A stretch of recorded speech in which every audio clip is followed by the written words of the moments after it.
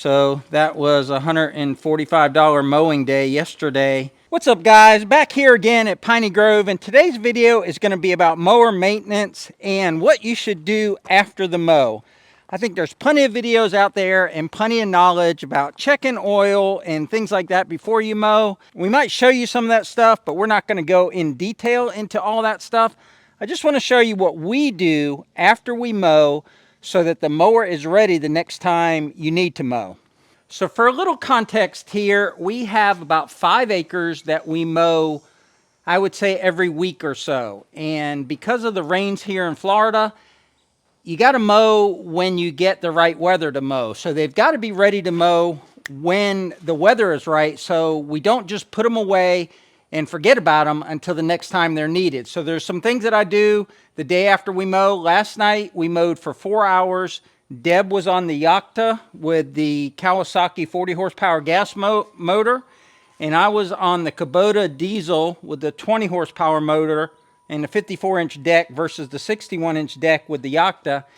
And we mowed everything, not only just the open pastures and stuff, 4 acres-ish, but also went in between the pines where we could, where it was safe with the mower. We did the front road frontage and all that, and did it before dinner.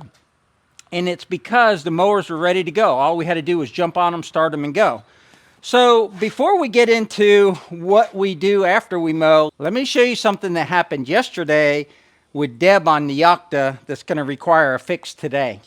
I always say farming is fixing, and we're always fixing things out here because they're just not always going to survive a day of use. And you can see this piece of wire went right through the sidewall of this tire, and I just priced this tire. It's probably still got the nubs on it, it's so new. But these tires are new, brand new on Amazon is $118, and you figure $25 or more to get it mounted. So that was a $145 mowing day yesterday, not counting the amount of fuel we used. I'm going to try and plug that tire. That's a sidewall. You can't plug a sidewall in a car. This is not an on-the-road vehicle. Hopefully I can get it to hold air with the plug, and we can run it for a few more years until the tire wears out. But if not, I'm going to order a new tire on Amazon. What do we do when we're finished mowing to get ready for the next time we mow? So with 2 different mowers, there's 2 different things you have to do as far as keeping them clean. So when we're done mowing for the day with this, we pick up all of the areas that we can get to. We flip the seat up and we clean it off, get it as clean as we can. We only mow when there's dry grass. We try our hardest not to mow when the grass is wet. So there'll be minimal deck buildup of wet grass under there, but we'll go underneath there and talk about that in a second. We'll fold the seat forward. The 2 motors that drive the wheels are under there. They have little fans on them. We make sure those fans are clean. And because this is an air-cooled engine, you don't have to worry too much about the cooling system, because usually it's a bunch of fins around the engine, and you just got to make sure those fins are clear. Because it's an air-cooled engine, you got fins that turn when the engine turns. You can see a little bit of grass on the screens there, but you just want the air to be able to flow from the bottom of the motor up through the top. That keeps it cool. And also this Kawasaki 781 Evo, I don't know if they all have it, has an oil cooler here. So you want to make sure those fins are clean. But in our experience, they have stayed clean through the 40 hours of mowing that we have. I will get in here with some compressed air and get the grass out of that wire screen that's embedded in there. And now we come to the diesel, and here is the big difference between a gas and a diesel. So you can make an argument that a diesel lasts longer, it's more fuel efficient. I don't know if any of that is true. I would think that it is, because diesels tend to last longer, but they're a much higher maintenance mower. So this is the Kubota ZD1011 with the 20 horsepower diesel engine, and you can see how much more complicated the cooling system is on it. It has a water pump, it has a radiator, it has a fan, you got a fan belt, all the things that you don't have over there on an air-cooled engine. And because keeping a diesel engine cool is so important, you actually have a temperature gauge, and when you're mowing, you'll get a lot of debris up against the screen, and some of it will go through that screen and clog your radiator. You can see the fins down through there, and you'll have to stop and clean it out when you see your temperature gauge going up. It'll hold about middle of the gauge normally, but when that screen gets impacted with dust and grass debris, it'll overheat. And that's just something you don't have to worry about with a gas engine mower. And we haven't done any formal measurements or tests or lab analysis, but I think based on mowing yesterday that we burn more gas on the same amount of acreage than we burn diesel. So I think the diesel is more fuel efficient and it lends itself to longer longevity as far as the motor, but you can see it's more complicated for sure. I've already done the first oil change on this motor, and Kawasaki is known for their reliability, and this is a V-twin engine, so you got 2 cylinders in a V like that pointed towards you. Very reliable engine, high horsepower, revs up quick, just really strong power band. The oil filter's down there, right there, you can see the red one. But Kawasaki has a big problem, and I don't even know that they know about it. But if you have one of their newer engines, their standard legacy filter that most lawnmower repair shops are used to handing you over the counter, it won't fit on this mower. So when we went to a very reputable mower dealer to get a filter, they handed us the filter that they do for all of the V-twin engines. And when we put it on, it just, you didn't get the 8 turns that you normally get when you put on a filter. You only got like 2 turns and it was tight. Well, we mowed for about 30 minutes with that and then put it away. And the next time we started it, it blew the filter off right here on the concrete. Oil went everywhere.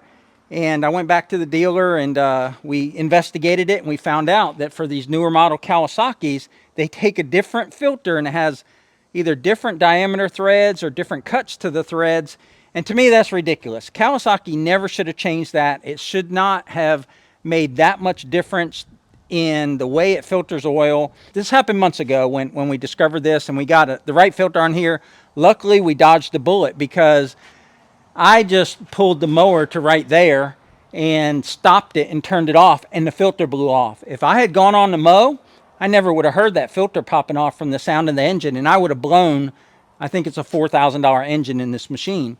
Well, he had a customer that did blow the engine, and because of me pointing out the filter to him, he helped the customer negotiate with Kawasaki. But I would definitely double check your filter, and if something feels funny when it goes on, don't use that filter. Do not start up your engine until you get one that turns about 6 or 8 turns until it tightens. So we talked about blowing off any kind of debris and everything where your drives are to keep them cool. You see this drive here in the Yakta has a fan. Inside of there, there's a lot of grass, but that's just in the center. That's just where it collects. That doesn't affect the cooling. But normally we'd blow all that grass out. We just missed it. And by keeping this as clean as possible, it'll keep where your engine's trying to cool these fins as clean as possible.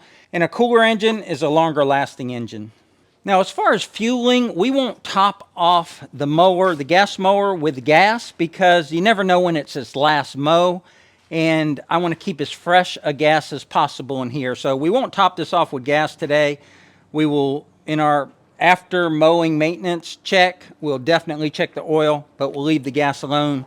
But when we do add gas, we're going to put in stable and we're going to put in seafoam. This helps keep carbon from accumulating on your cylinder walls, and this helps preserve your gas. For 30 years I've been doing this and I haven't had any problem, and we're in a very humid environment here where there's a lot of moisture in the air, and I haven't had any water issues or anything like that with my small engines. And also you can use seafoam in diesel engines, so I'll put some in the diesel tank. You can also put it in the engine crankcase as well. It's just an all-around good cleaner, and I swear by it. It's like $8.50 a bottle at Walmart, and I usually, every time I go to Walmart, buy 2 bottles of it.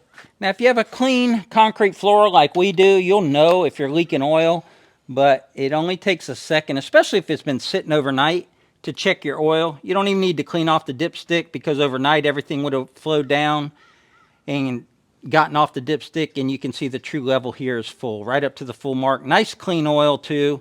So definitely an easy thing to keep track of is the amount of oil in your engine. So I've never been a big air filter cleaning type of guy. I would just change it after several years. Something I didn't think too much about. But recently on a different mower that I have, a regular riding mower that I've had for almost 20 years, it just wouldn't run correctly no matter what I would do.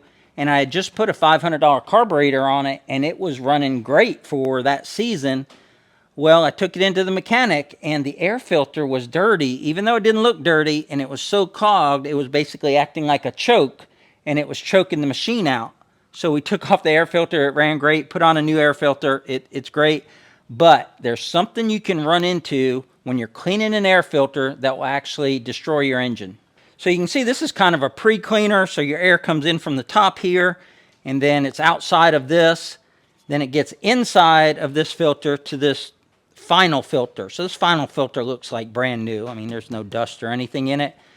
But inside of there is a direct pathway to the air intake of your engine. And what you don't want to do when you're taking all this stuff apart is, if it's a windy day or if it's dusty out, leave that open. You throw the cap back on, put a towel or something on it.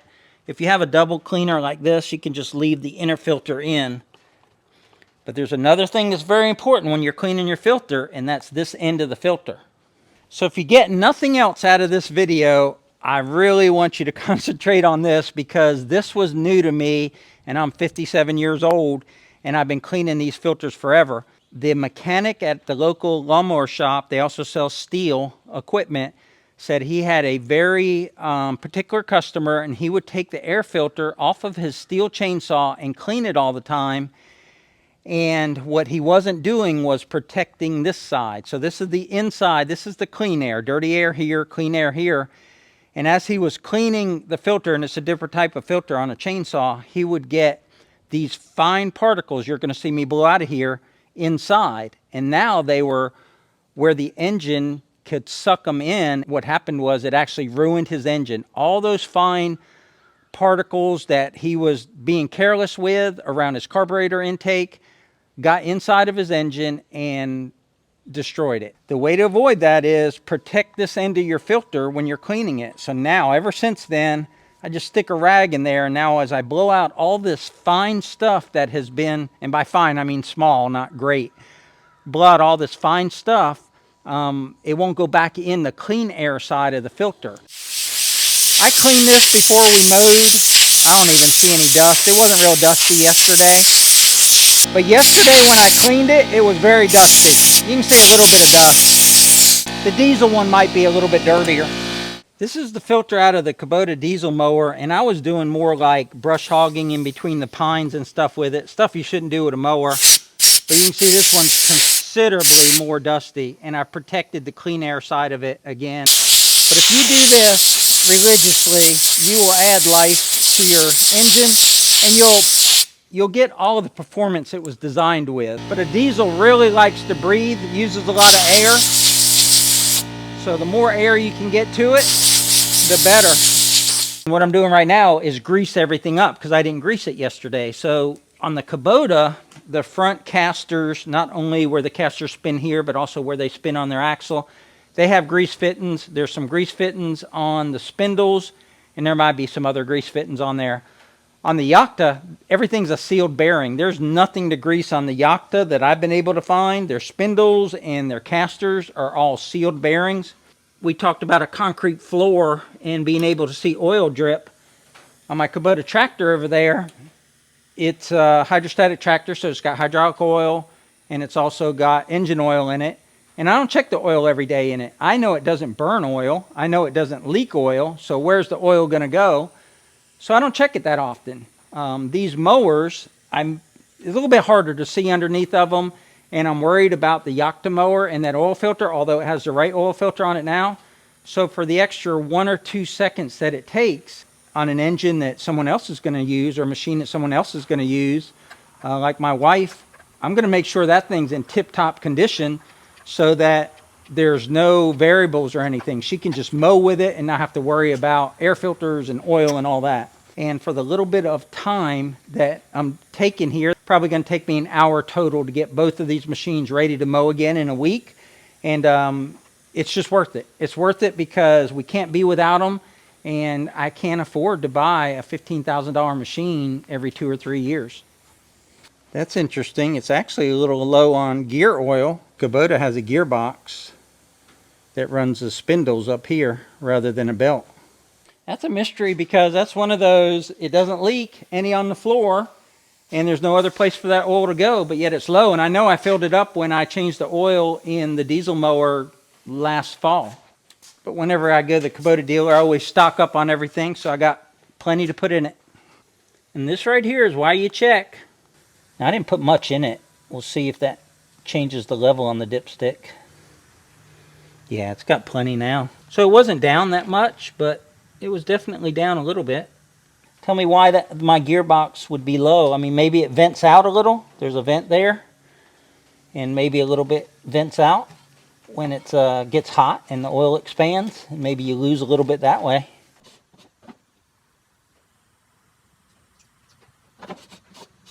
So the next thing I do just about every time that we mow, and keep in mind we mow a lot. So when I say a lot of acreage, our blades get dull. So we might go 2 mowings without changing the blades or sharpening them. Sometimes I'll put on a different set of blades, or sometimes I'll just sharpen the ones that are on there. But we won't go more than 2 times without doing something to the blades because of the sand and all the other debris and dirt that gets sucked up by the mower deck. There's 2 reasons why we sharpen the blades. One, because it's better for your equipment. The more efficient your equipment is, the sharper your blades, the easier it is for your motor to push those blades through the grass. And then secondly, it's better for your grass. A clean cut's always better than a ragged cut. But these blades got probably, I don't know, 10 to 12 acres on them. And at the end of the mowing last night, Deb said that she was noticing that they weren't cutting as cleanly. So I got this Mojack 550 on a Black Friday sale from Tractor Supply, and I like it. I have no problem with it at all. It wasn't that expensive. Gets it up pretty high. You can get underneath there and do a lot of work. And while we're underneath there with the blades, I'm also going to talk a little bit about the mower deck itself. So Yakta makes it easy with to take their blades off. There's no washers or anything. It's just a bolt that holds the blade on. And I'm looking at these blades and I see some parts missing. So we're going to talk about blades here in a minute. All right, I got the high lift blade off, and then I'm going to compare it to something that's probably more suitable for our environment. But this is the Baler Gold Hybrid high lift blade. And you'll see that the high lift portion broke off. So that's been wearing this little channel right here. And in the last mow, it finished wearing this channel and then broke off this piece right here. I think it's a medium lift blade. So the higher up this wing goes, the more lift you get. And what that does is create suction and stands your grass up so it cuts better or cuts more cleanly. They don't recommend this type of blade in our environment, but we like them because it leaves a cleaner cut. But this is what your blades look like in sandy soil after 1 season of mowing. Now, Baler designed what's called the Moschetti blade, and this is a lower lift blade, and then it has these serrated edges, and that's supposed to chop the grass a little bit more. But if you look at it side to side, and I know that the high lift or the medium lift is off of that blade, you can see that that wing there is considerably higher than the Moschetti blade. And these are recommended for our soil, but what we didn't like about these is they didn't give as much lift. So you got to keep them really sharp. So we had to sharpen them every time, whereas we could get 2 mowings out of these. So that's the end of life for these blades. And plus they have no lift left anymore anyway. And because the grass was dry yesterday, we don't have a lot of scraping to do.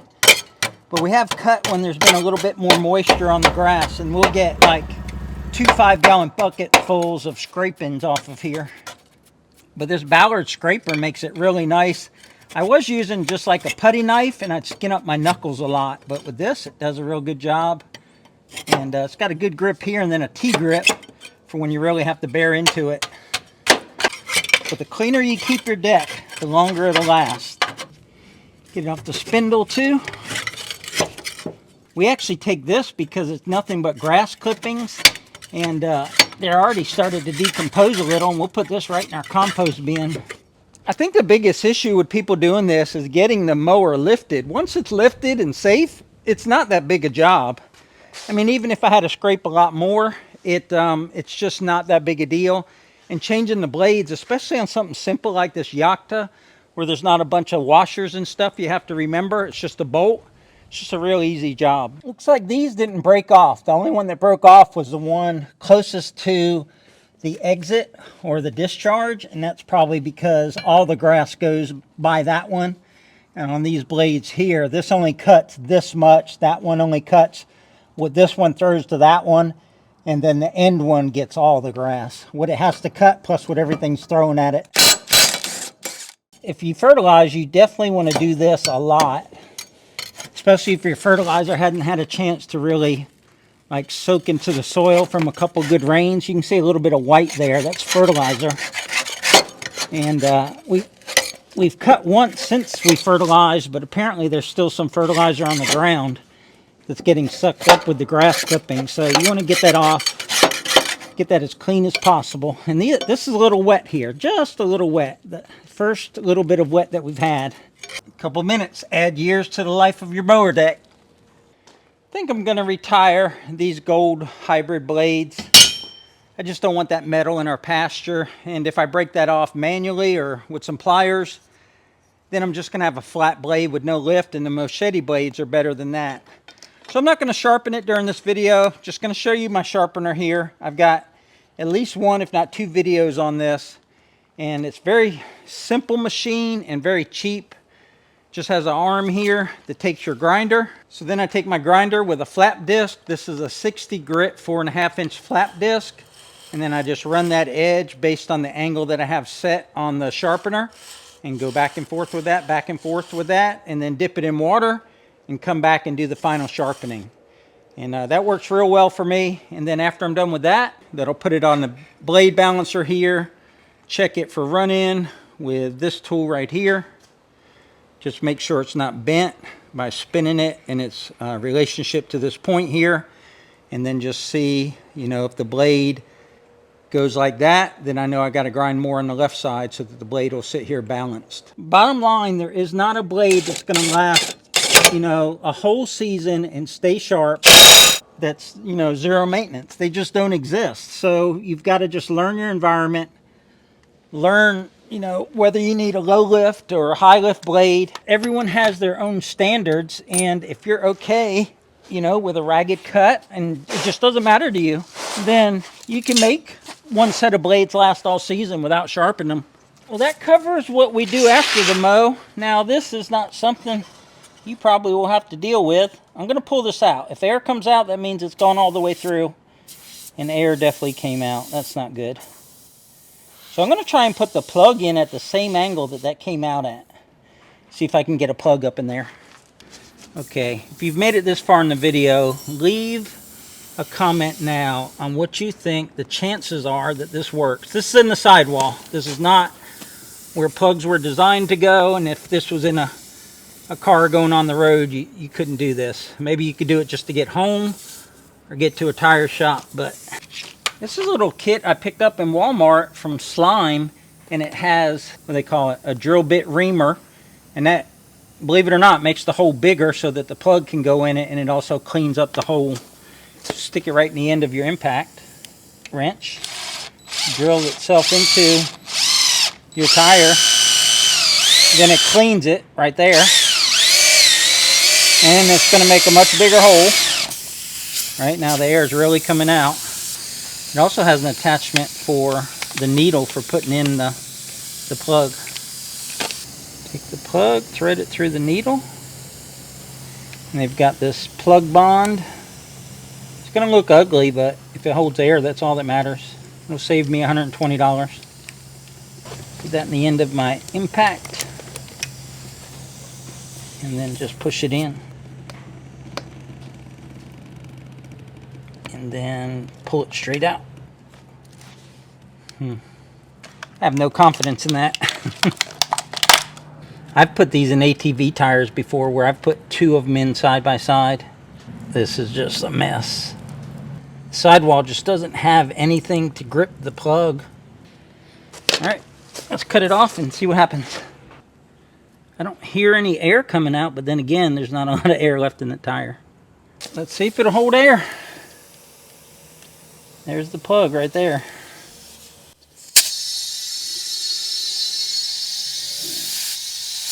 I don't hear any air coming out of it. I don't have a lot of faith in that plug. It seems to be in there fine. It's just sidewalls aren't made to hold plugs. Yeah, I can feel the air. Can hear it actually. Put my mic down there. Try and put a second plug in it. I stopped the leak with 3 plugs. I got 3 plugs in that hole, and I don't feel any air coming out. I'll have to check and see if it's losing air, but I think that could limp you home anyway. But I think we're gonna go ahead and put a tire on order. You waiting for an update on the tire? Yeah, it's still leaking. Looks like that was a $120 mowing day. But that's going to wrap it up. So until next time, y'all take care out there. And remember, life's short, tractor hard, and we'll catch you on the next video. Take care, guys.